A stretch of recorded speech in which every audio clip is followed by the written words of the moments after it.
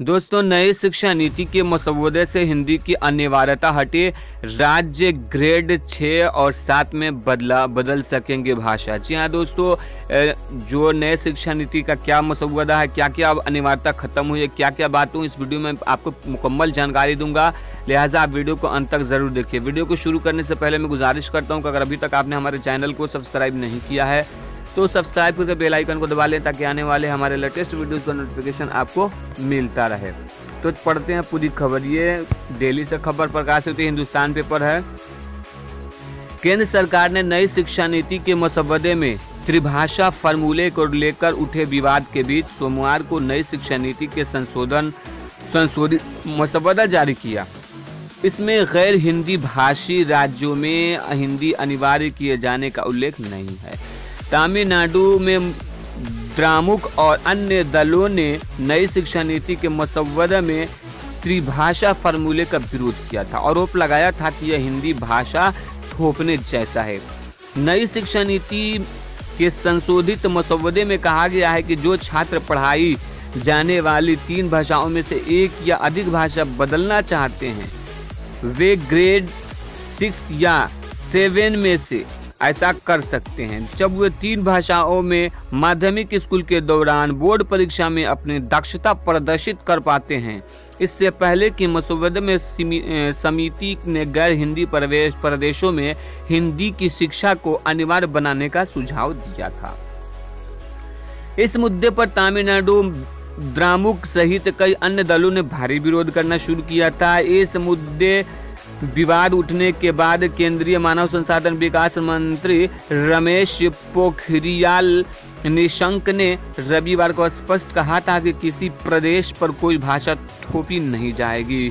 मानव संसाधन विकास मंत्रालय ने एक अधिकारी ने कहा कि यह मसौदा रिपोर्ट है, न कि अभी कोई नीति है। हमने विभिन्न पक्षधारों की राय मांगी है। समिति ने पहले के मसौदे में सुधार किया है, अब कुछ बदलाव किए जा रहे हैं।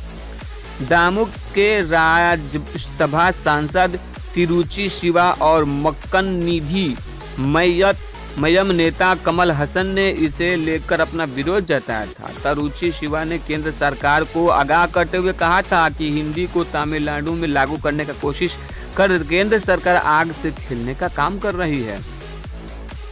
तमिलनाडु में ने हिंदी थोपने का हमेशा से विरोध किया है। साल 1965 में राज्य में उस प्रस्ताव के खिलाफ हिंसक प्रदर्शन हुए थे कि हिंदी भारत के एकमात्र आधिकारिक भाषा होगी।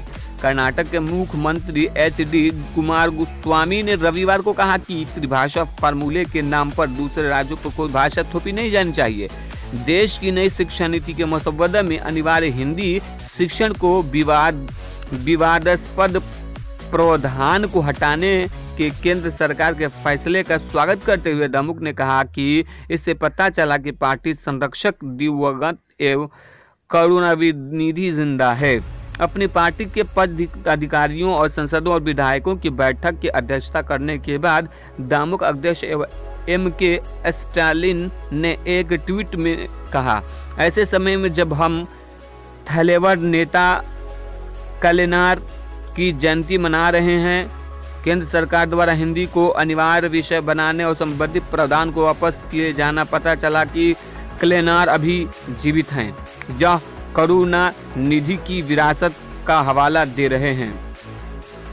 उन्होंने कहा कि आइए हम हिंदी को जबरन थोपने का विरोध कर हमेशा अपनी मातृभाषा तमिल की रक्षा करें। वह तमिलनाडु के 5 दशकों से द्विभाषी फार्मूले को खतरे में डालने वाले किसी भी फैसले को लोकतांत्रिक तरीके से पुरजोर विरोध करेंगे। उसने भाजपा के नेतृत्व वाली केंद्र सरकार का आगाह करते हुए कहा था कि हिंदी को तमिलनाडु में लागू करने की कोशिश केंद्र सरकार को आग से खेलने का काम कर रही है। दिग्गज द्रविड़ नेता और पार्टी के संस्थापक CN अन्नादुई ने नेतृत्व में 1967 में सत्ता में आने के बाद 1968 में राज्य में तमिल और अंग्रेजी द्विभाषी फार्मूला चल रहा है। भाजपा के सहयोगी दल PMK ने आरोप लगाया कि यह सिफारिश हिंदी थोपने के लिए की गई थी। इस प्रकार वापस ली गई है ये मांग और मांग को वापस ले लिया गया है। अब किसी भी राज्य में कोई भी सरकारी भाषा जबरदस्ती नहीं थोपा जाएगा। कांग्रेस नेता कर्नाटक के पूर्व मुख्यमंत्री सिद्धार्थ मौर्य ने राष्ट्रीय शिक्षा नीति के मसौदे में 3 भाषाओं को फार्मूले को सोमवार का जबरदस्त विरोध किया। उन्होंने कहा कि हिंदी भाषा के थोपने और कुछ नहीं बल्कि राज्यों को निशान का हमला है। और सिद्धार्थ मौर्य ने कहा कि हमारी राय है के खिलाफ कुछ भी नहीं किया जाना चाहिए। 3 भाषाओं में से की कोई ज़रूरत नहीं है। अंग्रेजी एवं कन्नड़ पहले से ही हमारे लिए काफ़ी है और कन्नड़ हमारी मातृभाषा है। तो दोस्तों ये थी कि नई शिक्षा नीति में किसी भी राज्य में कोई भी भाषा ज़बरदस्ती नहीं थोपा जाएगा। तो ये मुकम्मल जानकारी थी। अगर वीडियो अच्छी लगी तो लाइक कीजिए और ज़्यादा से ज़्यादा लोगों तक इस वीडियो को शेयर कीजिए।